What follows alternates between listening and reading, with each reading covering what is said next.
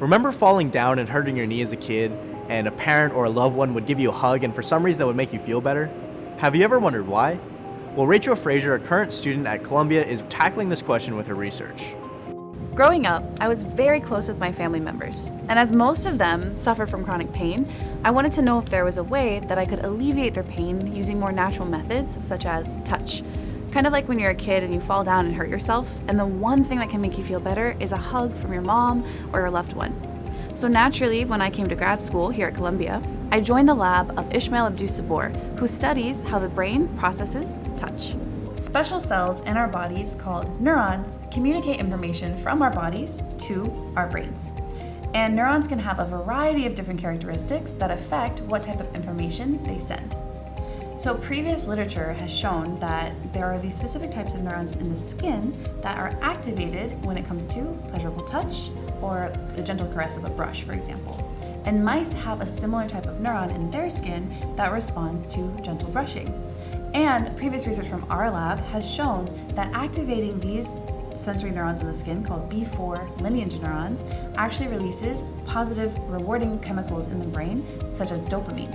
So this proves why gentle touch can be pleasant. The way that we discovered this was through an awesome tool called optogenetics. So optogenetics is a tool that researchers use to figure out what neurons do. So essentially what we can do is modify the DNA in neurons so that they respond, turn on or off, to a specific wavelength of light. And so we used optogenetics inside B4 lineage neurons to turn them on in the same way that we could turn them on in response to touch. And what we found is that when we turn on these neurons, then there's a release of dopamine. So I was more interested in how the response of these neurons, how activating these neurons, can release potentially other chemicals in the brain. So you may have heard of oxytocin before. Oxytocin is known as the love drug or the love hormone. And actually it's released when we feel pleasurable experiences, and it also makes us feel good. And so I wanted to know that if we activate the B4 lineage neurons in the skin, if that can activate and release oxytocin in the brain.